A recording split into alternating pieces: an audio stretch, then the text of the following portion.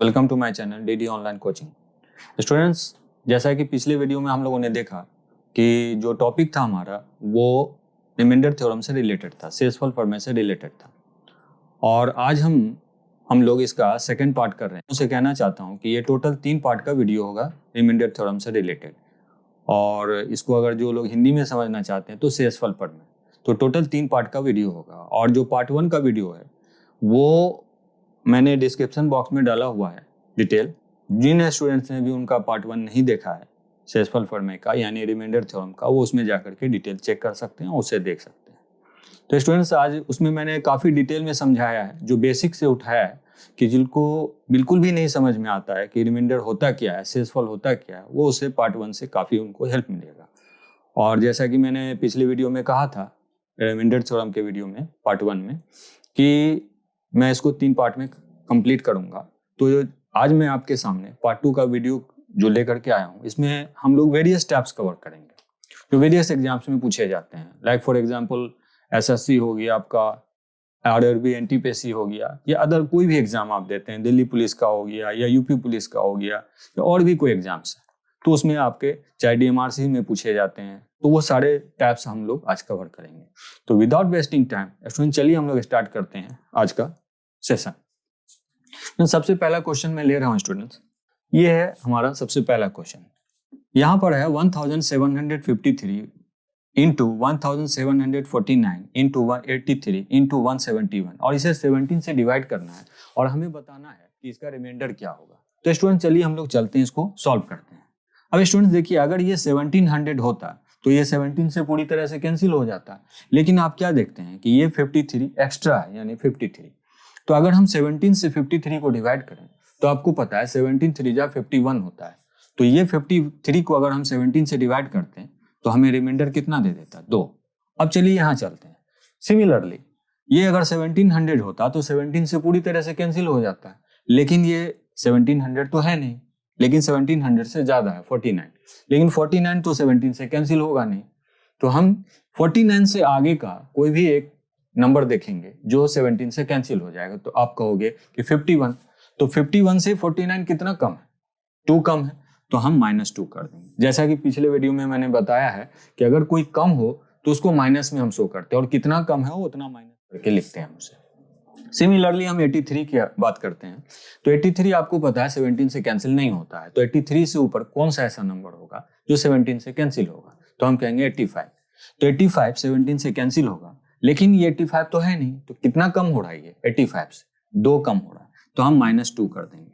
अब यहाँ पर चलते हैं, अगर ये 170 होता तो कैंसिल हो जाता, तो आपको साफ साफ दिख रहा है कि अगर हम 170 में 71 में अगर हम 17 से डिवाइड करेंगे तो हमको रिमाइंडर 1 मिलेगा। तो अब हम लोग इसको सॉल्व करते हैं। ये 2 है और -2 को -2 से मल्टीप्लाई करेंगे तो +4 हो जाएगा, यानी कि 4, और ये हो जाएगा 1। यहाँ मैं आपको बता देता हूँ, -2 को अगर मैं -2 से करूंगा तो ये +4 हो जाएगा, माइनस माइनस प्लस 2 2 जा 4, ऐसे होता है। अब यहाँ पर हम 17 लिखते हैं। अब यहाँ पर 4 2 जा 8, 17। तो आपको पता है, जैसा कि मैंने अपने इसके रिमाइंडर थ्योरम के पिछले वीडियो में बताया था, यानी कि पार्ट 1 में, कि अगर ऊपर कम हो नीचे ज्यादा हो तो हमेशा ऊपर वाला जो कम होगा वो आपका रिमाइंडर के तौर पर आएगा। जैसे कि आप सिंपली इसको ऐसे समझिए कि अगर मैं कहूं कि 8 को मैं 17 से डिवाइड करूं तो आपको रिमाइंडर 8 आएगा। ठीक है, तो आपका आंसर क्या आया? 8। अब चलिए हम लोग सेकंड पार्ट, यानी कि इसका जो नेक्स्ट क्वेश्चन है उस पर हम लोग चलते हैं। नेक्स्ट क्वेश्चन हमारा स्टूडेंट्स कहता है कि 12899 into 96 into 997 and divided by 100। अब स्टूडेंट्स देखिए यहाँ पर कि हम यहाँ पर क्या देखते हैं कि ये 12,899 है। अगर हम इसे राउंड फिगर में मान लें कि 12,900 है तो ये 100 से कैंसिल हो जाएगा, लेकिन एक्चुअली ये 12,900 तो है नहीं, लेकिन 900 से कितना कम है? 1 कम है, तो यानी हम इसको -1 ले लेंगे। आप समझ पा रहे हैं मैं क्या कह रहा हूं? मैं दोबारा से बताता हूं। अगर ये 12,900 होता तो ये 100 से कंप्लीटली कैंसिल हो जाता, लेकिन ये 12,900 से कितना कम है? एक कम है, तो एक कम वाले को मैंने कहा माइनस में लेना, तो माइनस में ले लिया। अब यहाँ पर भी वही बात है कि अगर ये 100 होता तो 100 से कट जाता, बट 100 तो है नहीं, तो 100 से कितना कम है, 4 कम है, तो आप -4 कर दीजिए यहाँ पर। और ये भी अगर 1000 होता यानी 1000 होता तो ये 100 से हो जाता, बट ये 1000 तो है नहीं, तो 1000 से कितना कम है, 3 कम, तो आप फाइनली -3 कर दीजिए। अब स्टूडेंट्स इन सबको हम सॉल्व करेंगे, -1 -4 -3 डिवाइडेड बाय 100। तो हमें पता है कि 4 3 जा 12, लेकिन ये दोनों प्लस में आएगा, और ये जब माइनस से होगा तो -12 दे देगा 100। अब स्टूडेंट्स आपको क्या दिख रहा है यहाँ पर कि ऊपर में जो है वो -12 है, तो आप क्या कहेंगे कि रिमाइंडर -12 होगा? बिल्कुल नहीं। मैंने पिछले वीडियो में भी बताया हुआ है कि अगर ऊपर की वैल्यू माइनस में आए तो उसको आपको पॉजिटिव करना है, यानी कि रिमाइंडर कभी भी निगेटिव नहीं आ सकता, हमेशा पॉजिटिव आएगा। तो आपको पॉजिटिव क्या करना है, ऊपर वाला जो निगेटिव पोर्शन होता है उसको नीचे वाले में सब्ट्रैक्ट कर दीजिए। तो आप देख रहे हैं कि फाइनली आपको 88 आ रहा है, दैट मीन्स कि आपका रिमाइंडर जो है वो 88 हो गया। तो यही आपका रियल आंसर होगा। ठीक है, चलिए स्टूडेंट्स आगे बढ़ते हैं, हम लोग कुछ नेक्स्ट पार्ट को देखते हैं। नेक्स्ट क्वेश्चन स्टूडेंट्स हमारा कहता है कि 44 into 57 into 73 into 45 into 36 and divided by 35। अब कहता है कि रिमाइंडर क्या आएगा। तो क्वाइट ए डिफिकल्ट टास्क, ये तो काफी डिफिकल्ट लग रहा है कि आखिर ये कैंसिल कैसे होगा। वहां तो 100 का था तो आप नियरेस्ट नंबर रख करके कर रहे थे, ये तो थोड़ा सा डिफिकल्ट है। तो ऐसे क्वेश्चंस को सॉल्व करने के लिए स्टूडेंट्स आपको करना क्या होता है, सिंपल टेक्निक अपनाना है। क्या करना है कि इसको छोटा कर लीजिए। छोटा करने का मतलब है इसको किसी कॉमन फैक्टर से कैंसिल कर दीजिए। अब आप गौर कीजिए कि यहाँ पर कोई भी ऐसा नंबर है ऊपर में जो 35 से वो भी कट जाए और 35 भी कट जाए। तो आपको नजर आ रहा है यहाँ पर 45 एंड 35। तो आपको करना क्या है कि 45 और 35 को आप किसी कॉमन फैक्टर, तो आपको पता है कि दोनों 5 से कैंसिल होगा, तो आप इसको 5 से कैंसिल कर दीजिए। 5 से 5 7 जा 35 एंड 5 9 जा 45। अब फाइनली जो आपका फॉर्मेट बन के आएगा 44 into 57 into 73 into 9 into 36 upon में 7, यानी 7 नीचे में ये 7 है।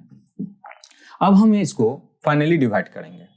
अब आप बताइए कि अगर हम 44 को 7 से डिवाइड करेंगे तो आपको रिमाइंडर कितना दे देगा, ये प्लस में 2 आएगा।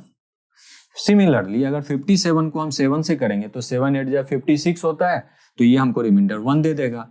अब यहाँ पर भी 7 को अगर हम 10 टाइम्स करेंगे तो 70, 7 दही के 70, 7 10 जा 70, तो यहाँ पर हमको रिमाइंडर कितना दे देगा, 3। अब हमें 7 से इस 9 को डिवाइड करना, न कि 45 को, क्योंकि फाइनली मैंने कहा कि हमने इसको कैंसिलेशन रूल है, इसको कैंसिल कर दिया। तो कैंसिल कर दिया है तो अब हम 7 से अगर हम 9 को डिवाइड करेंगे तो हमको कितना रिमाइंडर दे देगा, ये 2 दे देगा। अब यहाँ पर 36 है, अगर हम 36 को 7 से डिवाइड करेंगे तो हमको रिमाइंडर क्या मिलेगा, 1। क्यों? क्योंकि 7 5 या 35 होता है और यहाँ रिमाइंडर जो हमें दे देगा वो 1 दे देगा। चलिए स्टूडेंट्स अब हम इसे सबको मल्टीप्लाई करते हैं। क्यों मल्टीप्लाई करेंगे? क्योंकि सब में मल्टीप्लीकेशन का सिंबल है।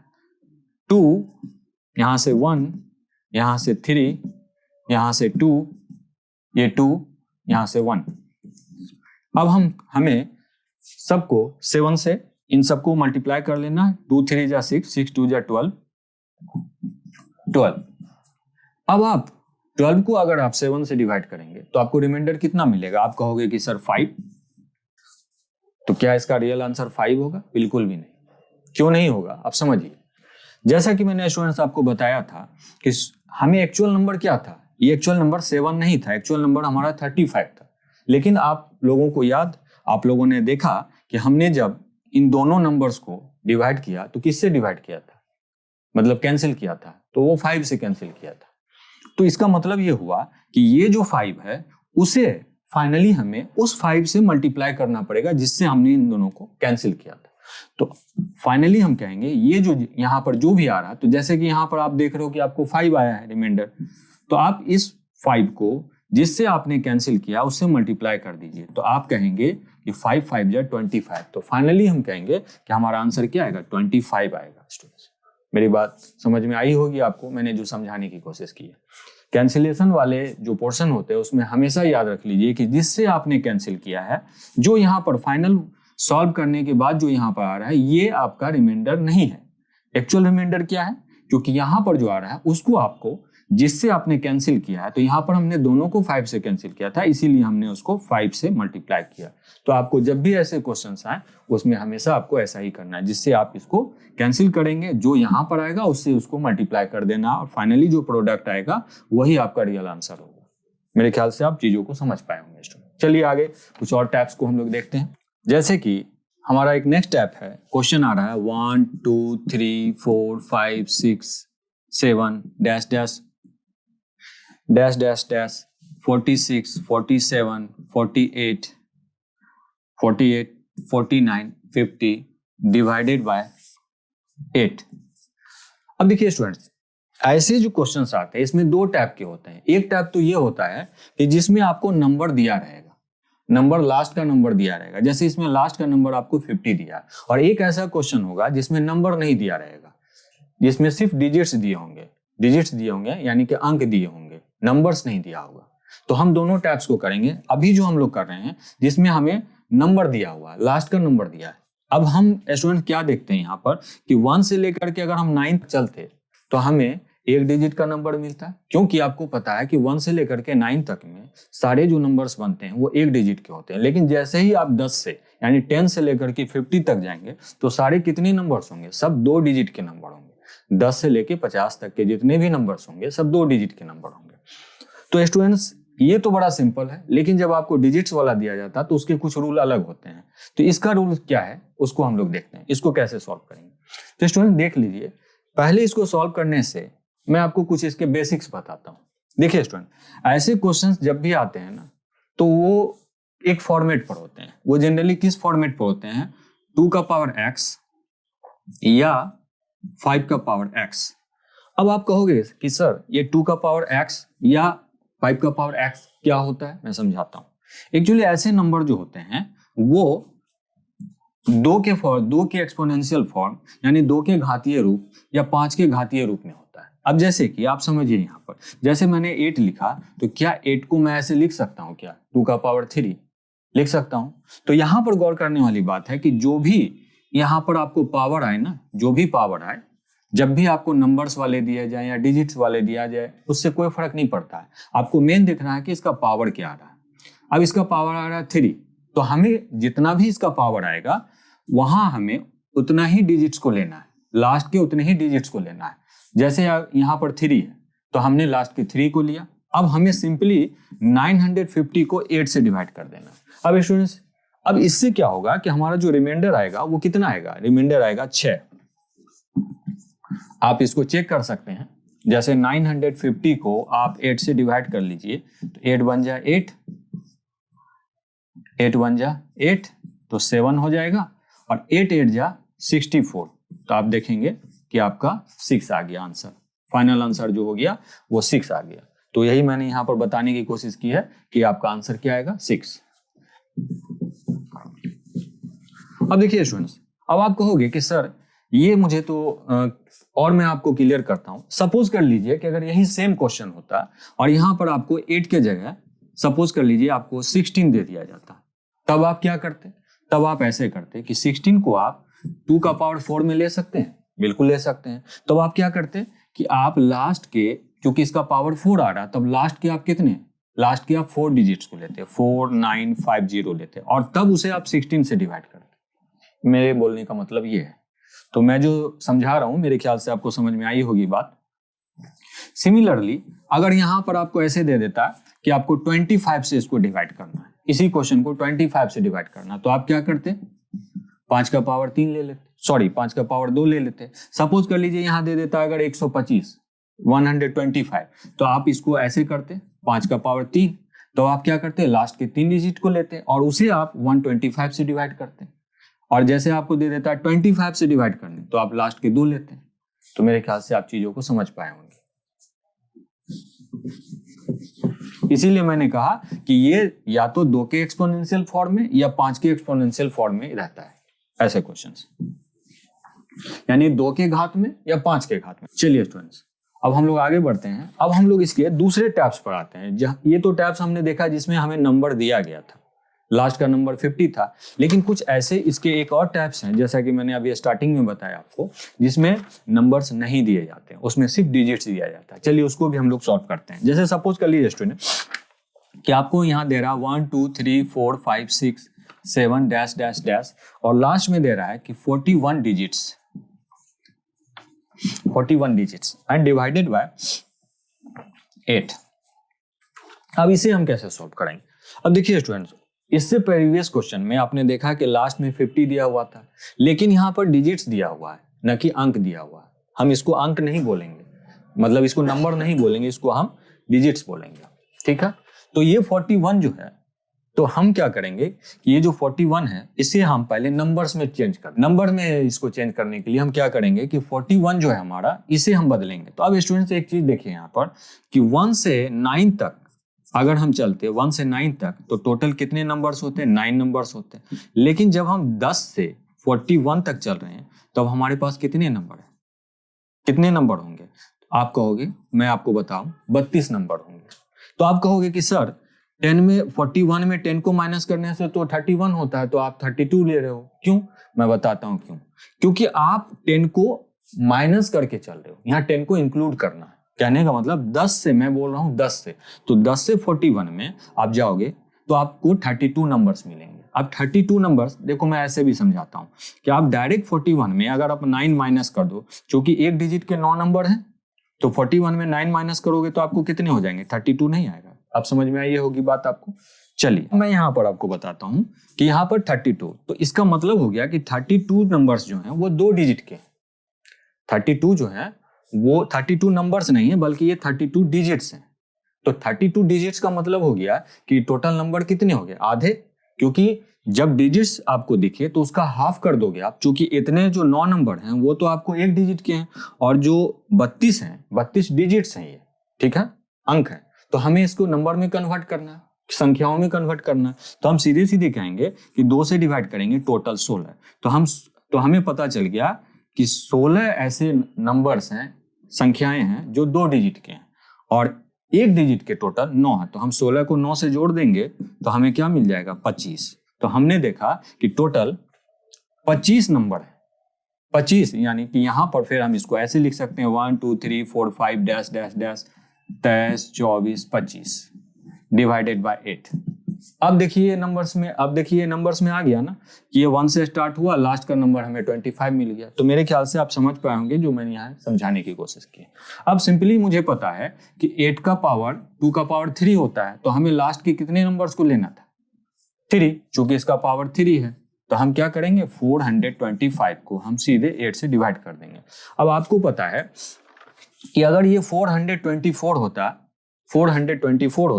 तो ये 424 जो होता है, तो ये आपका क्या होता है? आप सीधे सीधे आप इसको ऐसे चेक कर सकते हैं कि 8 25, 8 25 40, 8 या 24, तो आप कहेंगे रिमाइंडर 1। तो फाइनली आपका आंसर क्या आ जाएगा? रिमाइंडर 1। ठीक है, तो आप समझ पाए होंगे जो मैंने समझाने की कोशिश की है। तो चलिए स्टूडेंट्स, हम लोग कुछ और टैब्स पर चलते हैं, जो इसके वेरियस टैब्स पूछे जाते हैं, उस पर हम लोग क्वेश्चंस को सॉल्व करेंगे।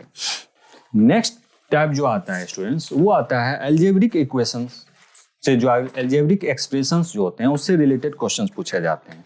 तो जो अलजेब्रिक एक्सप्रेशन से क्वेश्चंस आते हैं वो आजकल एसएससी वगैरह में या आरआरबी एनटीपीसी में या अदर एग्जाम्स में खूब पूछे जा रहे हैं। तो इसको हम लोग देखेंगे, 2-3 टैब्स करके देखेंगे। तो सबसे पहला जो मैं टैब्स यहाँ पर ले रहा हूँ वो आपका है, जैसे आपको सपोज कर लीजिए x² - 7x + 15 लिखा, और इसे डिवाइड करने के लिए कह रहा है x - 3 से, और आपसे पूछता है कि रिमाइंडर क्या आएगा। तो ऐसे एक सिचुएशन में स्टूडेंट्स हमेशा याद रख लीजिए कि जो हमारा नीचे का पोर्शन होता है, नीचे का पोर्शन को हम क्या बोलते हैं? डिनोमिनेटर।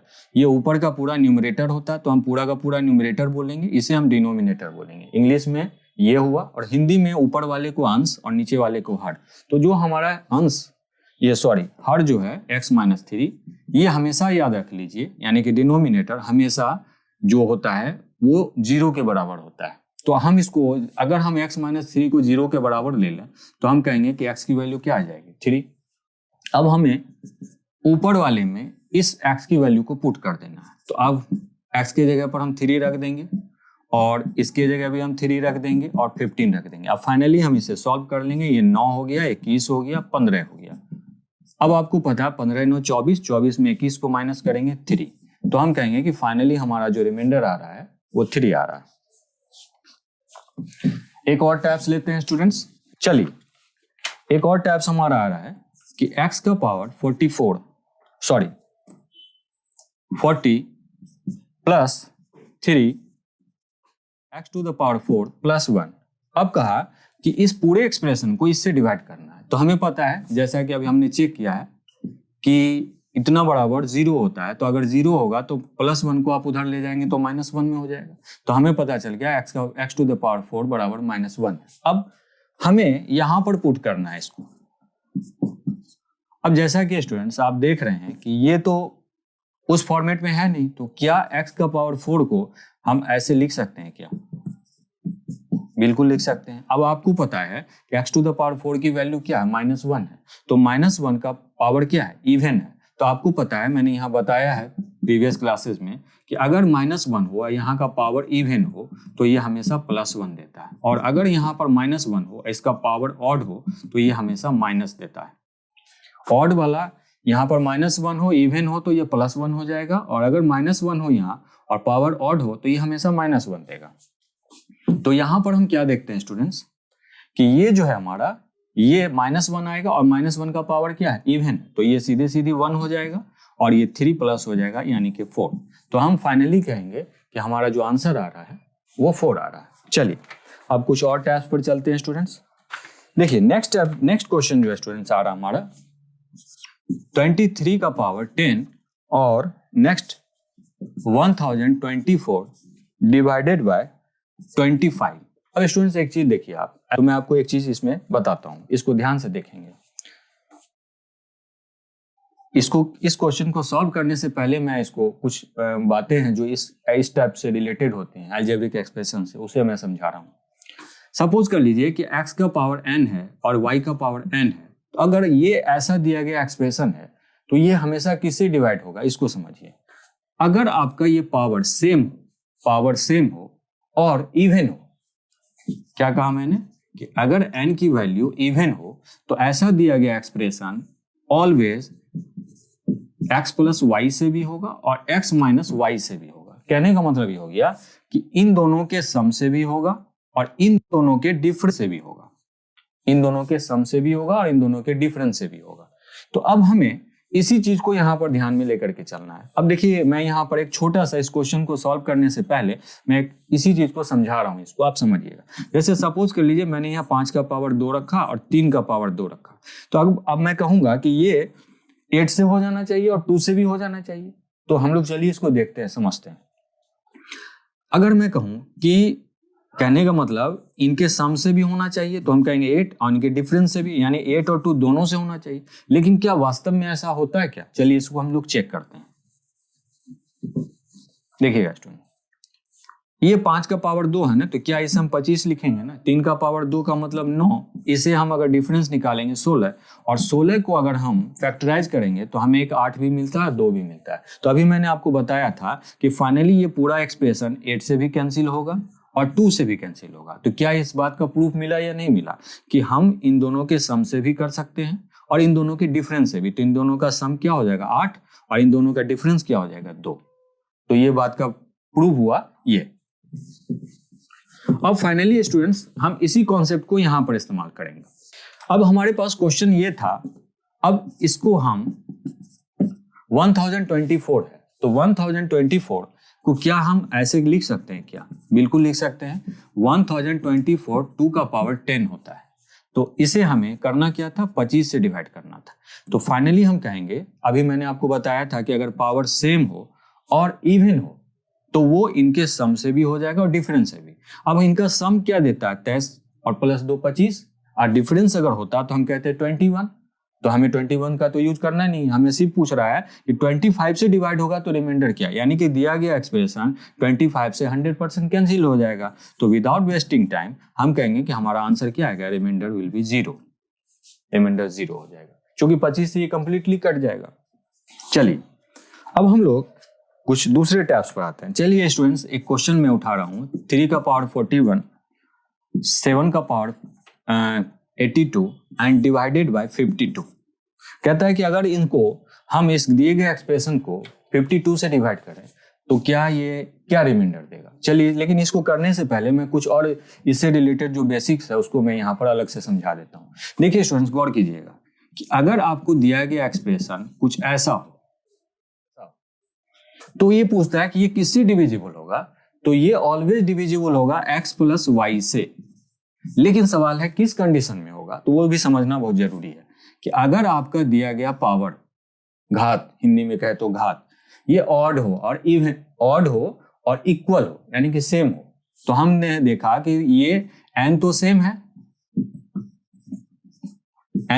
है और ये आपका ऑड की कंडीशन में, तो ऐसा दिया गया एक्सप्रेशन x प्लस वाई से ऑलवेज डिविजिबल होगा। तो चलिए स्टूडेंट्स, हम लोग एक बार चेक कर लेते हैं कि क्या वास्तव में ऐसा होता भी है या नहीं होता। चलिए, जैसे सपोज कर लीजिए स्टूडेंट, मैंने 3 का पावर 3 रखा और 2 का पावर 3 रखा। अब मुझे ये देखना है कि क्या ये 3 प्लस 2 जो ये कॉन्सेप्ट बता रहा है, क्या ये 3 प्लस 2 यानी कि 5 से कैंसिल होगा।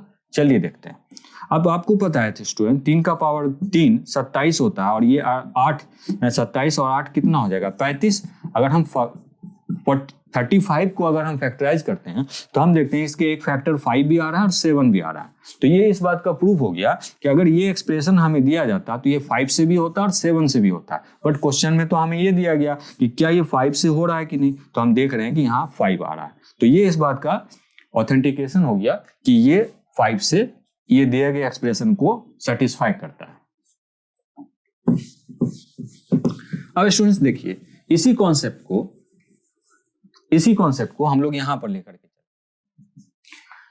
हम इसको 3 का पावर 41 कर सकते हैं और इसको हम लोग कुछ ऐसा लिख सकते हैं, 7 का पावर 2, अगर 41 को 2 से मल्टीप्लाई करेंगे तो 82 हो जाएगा ये। अब हमें करना क्या है इसे, तो हम कुछ ऐसा लिख सकते हैं। अब ये फाइनली क्या बन जाएगा 49। तो हमें फाइनली क्या मिलता है 3 का पावर 41 एंड 49 का पावर 41, क्योंकि 7 का पावर 2 बराबर 49 होता है और नीचे हमारा 52 दे रहा है। वो आपको साफ साफ दिख रहा है कि इसका पावर जो है वो सेम है और ऑड है। तो जैसे ही हमें ये पता चला तो हम सिंपली ये कह सकते हैं कि इन दोनों का सम कितना आ रहा है 52 आ रहा है। तो ऑब्वियसली ये दिया गया एक्सप्रेशन 52 से 100% कैंसिल होगा और हमारा रिमाइंडर क्या आ जाएगा 0 आ जाएगा। ओके, चलिए आगे बढ़ते हैं हम लोग। अब इन सब को आपको कहा है कि 111 से कैंसिल होगा कि नहीं होगा। तो चलिए स्टूडेंट्स देखते हैं हम लोग। यहां हमने देखा क्वेश्चन हमारा कह रहा है कि 22 का पावर 3, 23 का पावर 3, 24 का पावर 3 एंड सो ऑन। यहां से हम लास्ट में जब आते हैं तो 88 का पावर 3, 89 का पावर 3। तो ये कंटिन्यूअसली एक फॉर्मेट चल रहा है और कह रहा है कि अगर इसे हम 111 से डिवाइड करेंगे तो हमें रिमाइंडर क्या मिलेगा।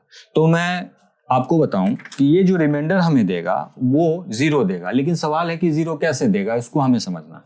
चलिए स्टूडेंट्स, हम एक पेयरिंग करते हैं, इसमें एक जोड़ा बनाते हैं।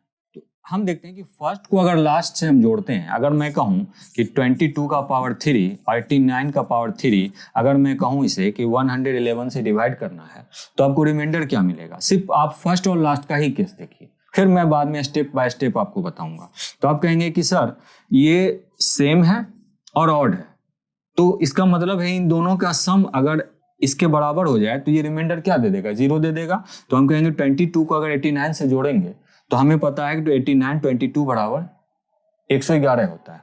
तो इन दोनों को जोड़ने से 111 और 111 से ही डिवाइड कर रहा है, तो हम फाइनली कह देंगे कि हमारा रिमाइंडर 0 हो जाएगा। इसी कॉन्सेप्ट को अगर हम यहाँ पर आगे लेते हैं, अब हम देखते हैं कि 23 में अगर हम 88 को जोड़ते हैं तब भी हमें 111 मिलता है। उसी तरीके से इसके पहले जो आएगा 87 आएगा, और 87 में अगर हम 24 को ऐड करेंगे तो फिर से हमें 111 आएगा। तो वो लगातार कैंसिल होता चला जाएगा। तो हम देखते हैं कि अब कितने पेयर बनेंगे टोटल। तो पेयरिंग हमें देखना है कि टोटल पेयर कितने होंगे। आप 22 से लेकर के 89 तक अगर आप जाएंगे तो टोटल आपको 68 पेयर बनेंगे। कैसे, 68 नहीं बल्कि 38। 68 तो आपके टर्म्स हो गए, मैंने बाय मिस्टेक बोल दिया ये।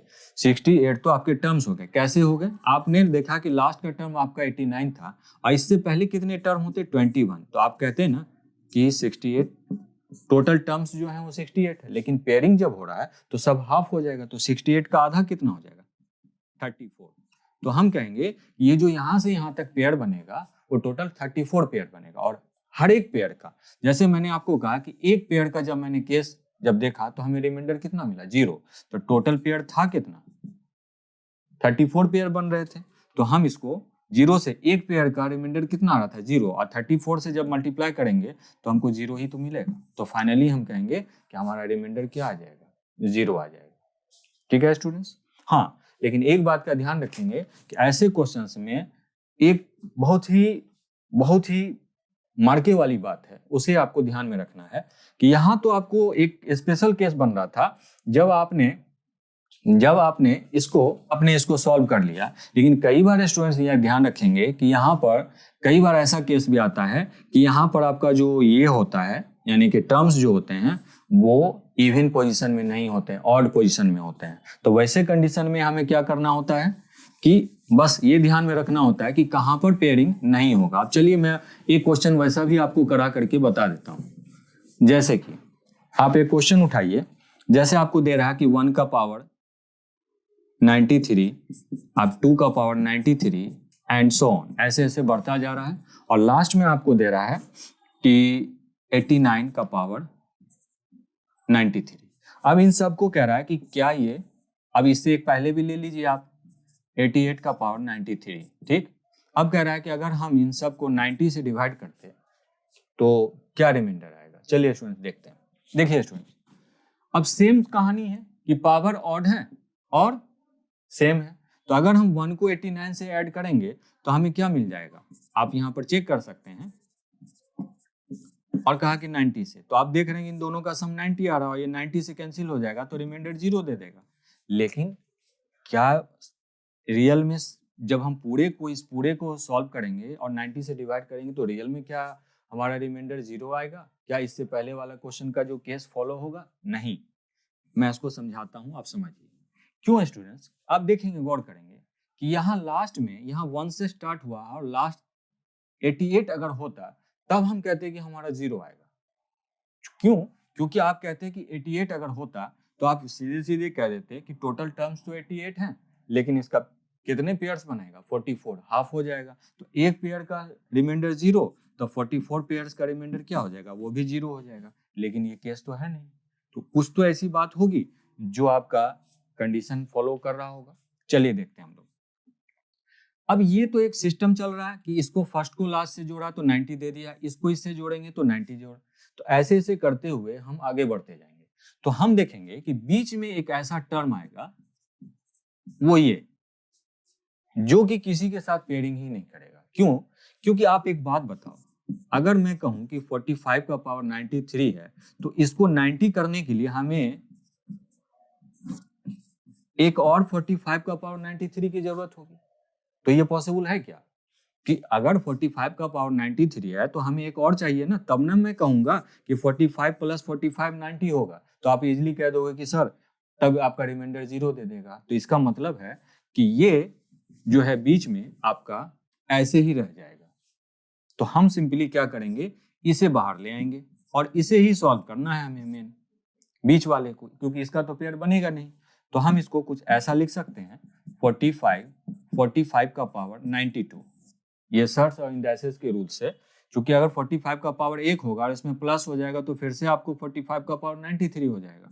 तो हम क्या करेंगे, 40 इसको से डिवाइड कर देंगे। अब फाइनली हमारा कुछ ऐसा केस बन गया। मैं इसको इरेज कर रहा हूं और इसको आगे यहां पर ले जा रहा हूं, यहां पर कि फाइनली हम देखेंगे कि यहां पर 2। अब देखिए स्टूडेंट्स, हम इसे 44 प्लस 1 92 डिवाइडेड बाय 2 कर सकते हैं। अब एक बात बताओ, आप 2 से अगर आप 44 को कैंसिल करोगे ये तो कैंसिल हो जाएगा। इसकी चीजें हम आगे डिस्कस करेंगे नेक्स्ट वीडियो में तो यहाँ पर बच क्या जाएगा 1। अब आप देखते हो कि 1 का पावर क्या है 92, इसका मतलब हो जाएगा कि ये हमें रिमाइंडर क्या दे देगा 1, रिमाइंडर 1। तो क्या वास्तव में रिमाइंडर 1 ही होगा? नहीं, इससे पहले हमने कुछ एक क्वेश्चन में देखा था कि जब भी हम किसी नंबर से ऊपर और नीचे वाले को हम कैंसिल करते हैं तो उससे वो जो फाइनल में जो रिमाइंडर हमारा आता है उससे उसको मल्टीप्लाई करते हैं। तो हम कहेंगे 1 को हम 45 से मल्टीप्लाई करेंगे, क्योंकि हमने इन सबको 45 से कैंसिल किया था, इसको भी और इसको भी। तो फाइनली हम कहेंगे कि हमारा जो आंसर होगा वो 45 होगा। तो मेरे ख्याल से आप लोग समझ पाए होंगे स्टूडेंट्स कि मैंने क्या यहाँ समझा। रिमाइंडर थ्योरम में फैक्टोरियल से भी क्वेश्चंस पूछे जा रहे हैं। अब जैसे कि फैक्टोरियल का जो केस होता है वो क्या होता है समझिएगा। जैसे एक क्वेश्चन मैं ले रहा हूँ, इसको समझाऊंगा। जैसे factorial 1, factorial 2, factorial 3, factorial 4 and so on, factorial 5 dash dash dash dash आपको चलता जा रहा है, और यहाँ अप टू 1 2 3 4 1 2 3 4। अब इन सबको आपको कहा कि 8 से डिवाइड करना है, तो फाइनली आपका आंसर क्या आएगा? देखिए स्टूडेंट्स, ऐसे क्वेश्चंस में यानी कि आपका रिमाइंडर क्या आएगा ये पूछ रहा है आपका। तो आपको करना क्या है, मैंने अपने प्रीवियस वीडियोस में जब मैंने यूनिट प्लेस पढ़ाया था तो बताया था कि फैक्टोरियल का मतलब होता है कि जैसे फैक्टोरियल 1 है तो इसको हम 1 लिखेंगे, फैक्टोरियल 2 है तो इसको 1 into 2 लिखेंगे। तो उसी तरीके से फैक्टोरियल 4 होगा तो 1 2 3 4 लिखेंगे, या फैक्टोरियल 5 होगा तो 1 2 3 4 5 लिखेंगे एंड सो ऑन। तो फैक्टोरियल में अब जैसे फैक्टोरियल 3 है, यहाँ छूट गया है 1 2 3 ऐसे। तो हमने देखा कि इस तरह से केसेस बन रहे हैं। तो फाइनली हम इसको ऐसे भी बोल सकते हैं 1 2 6 24 120 ऐसे बोल सकते हैं, क्योंकि सबको मल्टीप्लाई करेंगे। तो स्टूडेंट्स एक बात ध्यान दीजिए कि यहां तक का केस अगर होता और हम जब फैक्टोरियल 4 की बात करते तो क्या 8 का मल्टीपल है या नहीं है? हम देखते हैं कि फैक्टोरियल 4 की वैल्यू 24 है, जो 8 से कंप्लीटली कैंसिल हो जाता है। ठीक उसी तरीके से जब हम फैक्टोरियल 5 की बात करेंगे तो ये 120 भी 15 टाइम्स में कैंसिल हो जाएगा। तो इससे आगे जितने भी, यानी फैक्टोरियल 4 से आगे आप जितना भी आगे बढ़ेंगे यहां तक, ये सब 8 का मल्टीपल होगा, यानी 8 से कैंसिल हो जाएगा। तो यानी कि यहां से यहां तक की जो वैल्यूज होगी, ये टोटल जो रिमाइंडर सब 0 0 0 0 0 आता जाएगा। तो हम कहेंगे यहां तक की जो हमारा जो रिमाइंडर है वो तो 0 ही होगा। तो फाइनली हम इसको कुछ ऐसा लिख सकते हैं। अब ये 1 हो गया है ना, फैक्टोरियल 2 की वैल्यू क्या हो गई 2, और फैक्टोरियल 3 की वैल्यू क्या हो गई 6, और यहां तक की पूरे की जो वैल्यू है वो 0 है। तो हम कहेंगे कि 6 + 2 और ये 8 और +1 9। अब आपको पता है कि 9 को अगर आप 8 से डिवाइड करते हैं तो आपको रिमाइंडर क्या मिलेगा 1। तो हम कहेंगे कि रिमाइंडर हमारा 1 हो जाएगा आंसर। ठीक है स्टूडेंट्स, चलिए अब कुछ और टैब्स बच जाते हैं जो हम लोग अब देखिए स्टूडेंट्स, ऐसे क्वेश्चंस को कुछ नहीं करना है। अब देखिए क्वेश्चन में दे रहा था कि पहले आपने कहा कि 24 से आप कोई नंबर है, 24 से किसी नंबर को आप डिवाइड कर रहे हो तो आपको फाइनली रिमाइंडर 16 आ रहा है। कहा कि उसी नंबर को अगर आप 12 से डिवाइड करते तो रिमाइंडर क्या आता। तो स्टूडेंट्स ऐसे क्वेश्चन में कुछ नहीं करना होता है, सिंपली आपको करना क्या होता है कि फर्स्ट केस, जो पहला केस होता है जिसमें आपका जो रिमाइंडर आता है वो हमेशा दूसरे भाजक यानी कि डिवाइजर से बड़ा होता है। जैसे कि आप देखते हैं कि 16 जो है वो 12 से बड़ा है या नहीं, यानी कि 16 तो रिमाइंडर आया था, शेष आया था, और कहा कि 12 से भाग देने पर उसी नंबर को। तो आपको करना कुछ नहीं है कि जैसे ही आपको, और जैसे ही क्या, ऐसे क्वेश्चंस में हमेशा याद रख लीजिए कि जो आपका रिमाइंडर यहाँ आता है ना वो हमेशा जो दूसरा डिवाइजर होता है ना यानी भाजक होता है उससे हमेशा बड़ा होता है। तो आप देख रहे हैं कि 16 बड़ा है 12 से, तो अब यहाँ पर सिंपली हम कहेंगे कि 16 को आप 12 से सीधे सीधे डिवाइड कर दीजिए। तो आपको पता है कि अगर आप 16 को 12 से डिवाइड करेंगे तो आपको रिमाइंडर क्या मिल जाएगा 4। तो हम फाइनली कहेंगे 4। अब ऐसा क्यों हुआ स्टूडेंट्स, इसको भी हम, ये आपका फाइनल आंसर हो गया, लेकिन इसको हम लोग समझने की कोशिश करेंगे कि ऐसा हुआ कैसे। चलिए इसको मैं समझाता हूं अपने तरीके से। देखिए स्टूडेंट, जनरली क्या होता है कि जो डिवाइजर का केस होता है और भाजक का जो केस होता है तो उसमें हमें एक रूल फॉलो करना होता है। जैसे हमने कहा कि भाज्य बराबर होता है भाज्य, मैं इसको इंग्लिश में लिख देता हूं और मैं इसको हिंदी भी बता दूंगा, देख लीजिए। डिविडेंड बराबर होता है डिवाइजर इंटू क्वोशेंट प्लस में रिमाइंडर। ठीक, अब आपको पता है कि डिविडेंड यहां पर हमें फाइंड करना है, तो डिविडेंड क्या होता है। अब यहां पर आप देखिए, यहां पर 24 से कहा किसी को डिवाइड करने की, तो जो 24 है वो आपका हो गया डिवाइजर। तो 24 आप क्या करिए कि क्वोशेंट को x मान लीजिए और रिमाइंडर आपका कितना बचा था 16। तो अब फाइनली हम कहेंगे कि जो हमारा नंबर है, हाँ मैं एक चीज और बता दूं, जो हिंदी मीडियम वाले हैं, जो ये होता है ना डिविडेंड, इसको हम हिंदी में भाज्य बोलते हैं, भाज्य। और जो डिवाइजर होता है इसको हम भाजक बोलते हैं। और जो ये हमारा क्वोशेंट होता है इसको हम शेष भागफल बोलते हैं। और इंग्लिश में क्वोशेंट तो लिखा ही हुआ है और हिंदी में हम भागफल बोलते हैं। और जो ये हमारा होता है रिमाइंडर, इसको हम लोग शेषफल बोलते हैं। और हिंदी में शेषफल और इंग्लिश में रिमाइंडर तो एज यूजुअल दिया ही हुआ आपका। तो आप कहेंगे कि फाइनली इस एक्सप्रेशन को अगर आप 12 से डिवाइड करते तो आपका आंसर क्या आता। देखिए अब आप बताइए कि 24x है ना, तो क्या हम 24x को ऐसे लिख सकते हैं क्या, ऐसे लिख सकते हैं। और इसको हम ऐसे लिख सकते हैं 12 1 जा और यहां पर 4। अब यहां पर से हम क्या कॉमन ले सकते थे 12, तो हमने देखा कि यहां पर 1 आ गया, यहां से दोनों से हम 12 कॉमन लेंगे, यहां से भी और यहां से भी, तो हमको फाइनली क्या बन जाएगा 4। तो आप देख सकते हैं कि ऐसे आपको सॉल्व करने पर भी 4 आंसर आता है।